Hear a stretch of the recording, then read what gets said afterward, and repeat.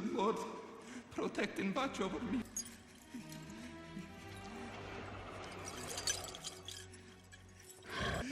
يا إلهي سيبني عليه عفاني. No. Okay.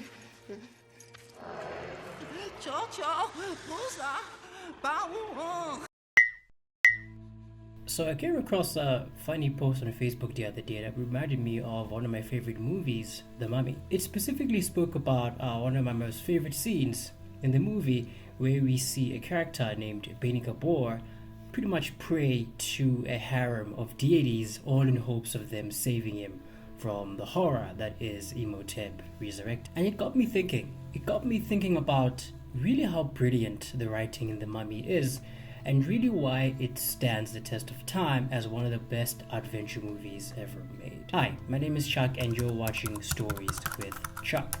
If you like this video, please go ahead and leave us a like, leave us a comment as well if you did like the movie, and let me know if you've actually rewatched the movie recently and you know what your thoughts were about it when you got a chance to rewatch it. And if you have been considering rewatching the movie, please go ahead and do so, and then when you're done, go ahead and leave us a comment and tell me what you think. This video is the very first video of what's going to be a series of videos whereby I pretty much focus on one key scene from a movie and really use that scene to dive into really what makes the movie great, and in some instances what makes the movie bad. Now, I don't know what the series is going to be called yet, but I would love for some ideas. Is there any particular scene from any particular movie that really stood out to you and you really feel defines the overall movie and really gives it weight? Please go ahead and leave me a comment on that as well. What I really like about this scene is, even though that's actually funny, it really helps anchor the truth about who really Beni is at the depths of his character. That essentially he's an opportunist, right? He'll do anything to survive, anything to get what he wants. In fact, throughout his whole life, Beni essentially stole from any and anyone he could, and his exploits and thievery ended up putting him in so much trouble that he was forced to join the military in order to escape the people who were hunting for him. And really what I like about this scene, even in his final moments, when Beni is faced with a being that he perceives as someone who could take his life in an instant, what he does is he stays true to his character even in his final moments, and he still tries his best to wiggle and weasel his way out of it by praying to any deity, which really ties into the fact that he'll do anything to survive, and he actually does. But what I really like here is what keeps him alive is actually not his opportunistic nature, it's actually his intelligence. It's the fact that he's very, very intelligent and is well versed in a myriad of languages as well as religions, which is why he actually ended up being the guide to the party trying to find the treasure in the first place. But what's interesting is what ends up getting him killed is the fact that instead of using his intelligence and really his ability and understanding of the world and maps and exploration and really multiple languages, instead of using these incredible abilities to make the world a better place or go on treasure hunts himself, is that he uses them in order to thieve and cheat people. And what ends up getting him killed is the fact that he was willing to do that and try and use his thieving and survival ways to align himself with the likes of Imhotep, which ends up getting him killed.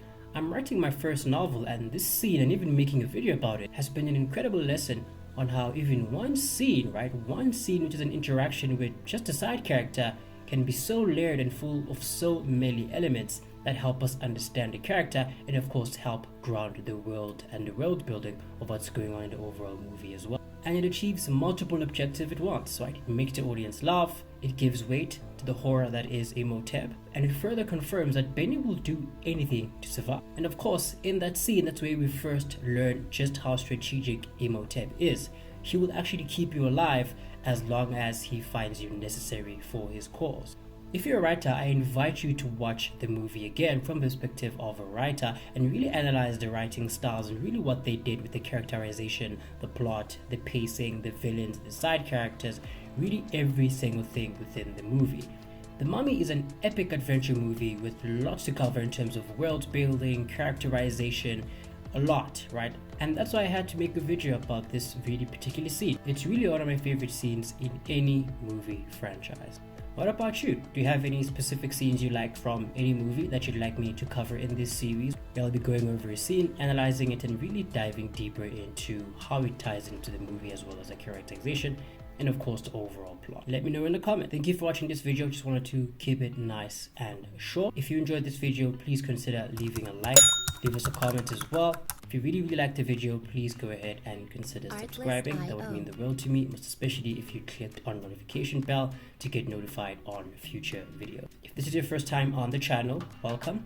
This is Stories with Chuck, and this channel is dedicated to everything stories.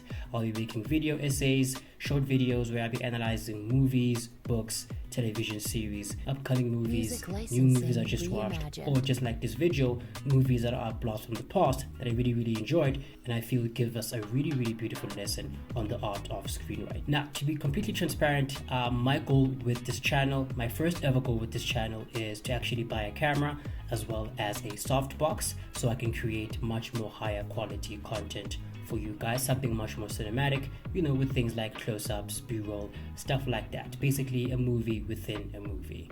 So if you are interested in supporting this goal of mine, please consider checking out my Patreon. You'll go ahead and find it in the pinned comment, and also keep it in the description as well, and your support would absolutely be appreciated. Once again, my name is Chuck, this is Stories with Chuck, and thank you for watching.